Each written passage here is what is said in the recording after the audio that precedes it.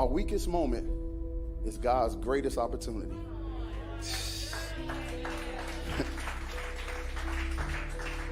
You see in verse 1, the widow cries out to Elijah. Now listen, she's crying out of desperation. She just lost her husband.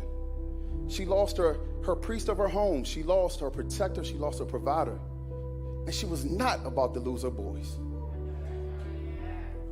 But she understood one thing. She understood that in this day, God would speak to his people and reveal his plans through his prophets, because the prophet was the mouthpiece of God. So she's speaking to Elijah, but she's really crying out to God. And she's giving God back every single thing that he gave her within her husband. Look at what she says. She says, your servant, my husband, is dead. Your servant, my husband. God, he was your servant first.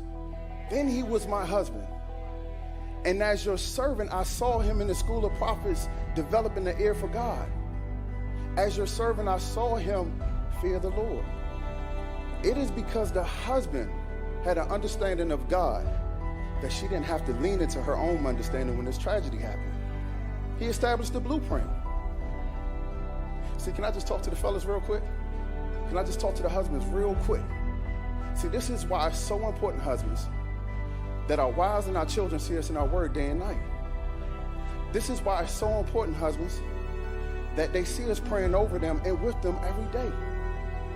This is why it's so important, husbands, that they don't see us sending them off to church, but they see us leading them into church and praising God. Because we establish the foundation.